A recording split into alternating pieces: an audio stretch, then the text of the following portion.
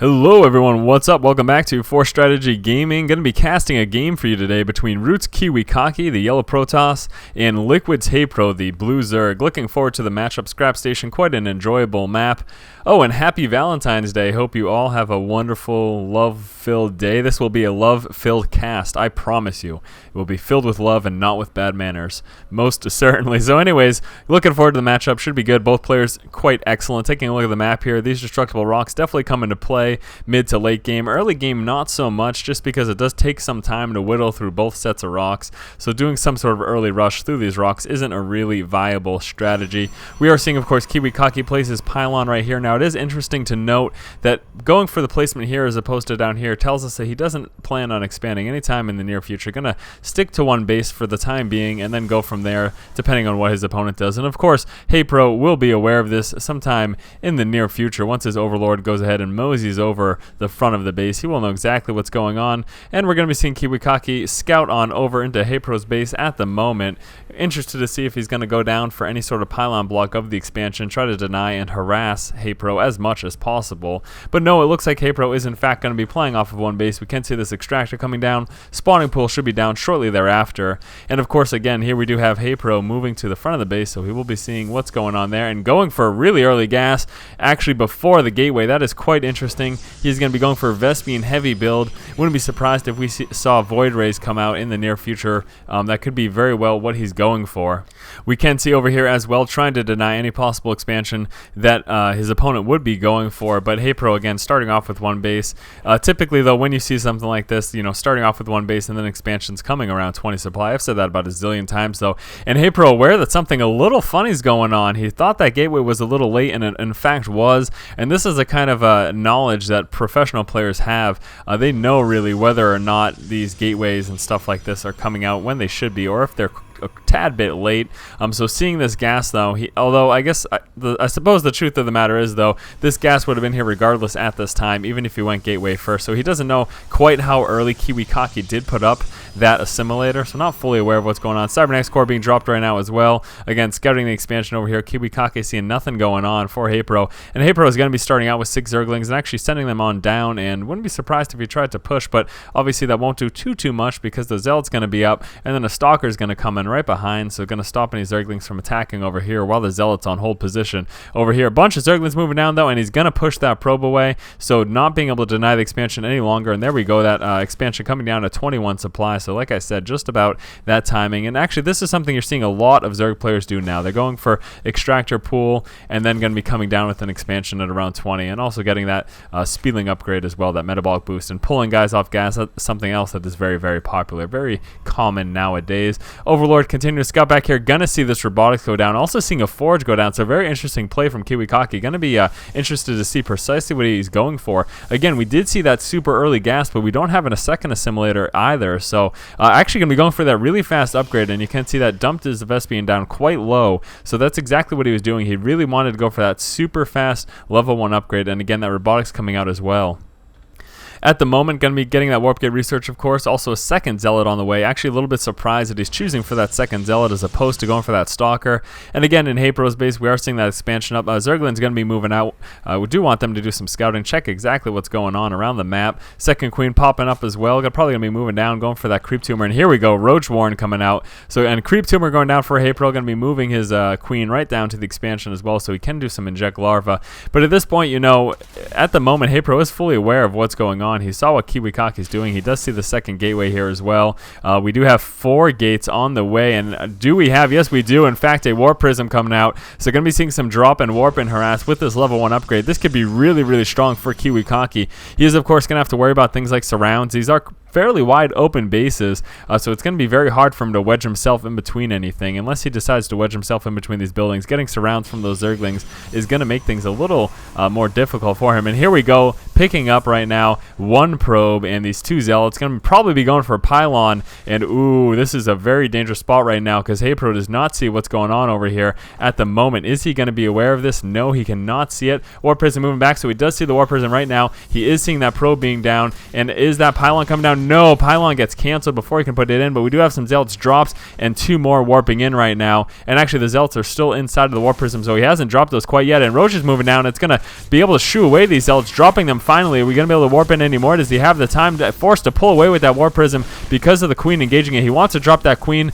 bring the Warp Prism back in, and probably warp in some Stalkers. That would be what I expect to see. And here we go right now. 3 Stalkers and a Zealot being warped in very dangerous position right now for Haypro. Haypro is going to be taking a lot of damage right now. What does he have coming out? He does have 9 roaches coming out, so we're going to need to see a lot more Stalkers in order to deal with this. And what in the F are those Zealots doing? Please do some damage. You're not being harassed right now. Zealots, please attack or something. Staying back and probably waiting for the roaches to engage and then pushing forward. And yes, that is exactly what he was doing. So now the roaches are there, going to be pulling forward with the Zealots, but no pulling them back as the roaches retreat. We are seeing some more Stalkers being warped in. Any sentries as well? No, just going to be sticking with Zealot Stalker at the moment. Some more Zealots and very, very Zealot heavy. A little surprised considering the amount of roaches, though. I guess he's hoping to be able to pin the roaches as they try to push close to allow mining at this expansion, but I mean at this main base. But Zealots pushing forward. Roaches going to be microing back, taking a few too many shots there from the Zealots. Did drop and lose a few of those roaches. Zergling's moving forward, trying to get surrounded. That's going to cause those Zealots to retreat. Are we going to be seeing some more warp-ins? Yes, we are. 3 more Zealots being warped in right now, but there are a lot of roaches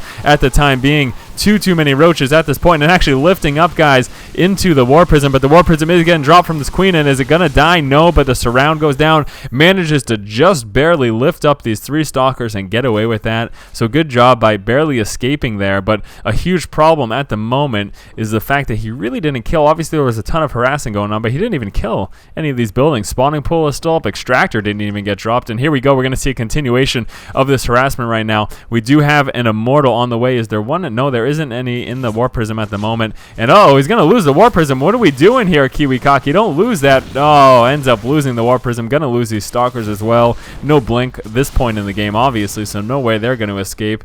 And back inside of KiWiKaKi's base, we are seeing, yeah, just coming up with Immortals. He doesn't have a lot going on. I'm a little worried at this point for KiWiKaKi. He's got this 4-gate, very low on the resources, nowhere near at this point expanding. And, you know, Haypro's got a sizable amount of roaches right now. Any upgrades that he's got going on? No, not at the moment. He doesn't even have a layer right now. Layer is coming in right at this moment, but still lots of roaches, and I don't know, KiWiKaKi. I don't think that was enough damage. That might not have worked out in your favor.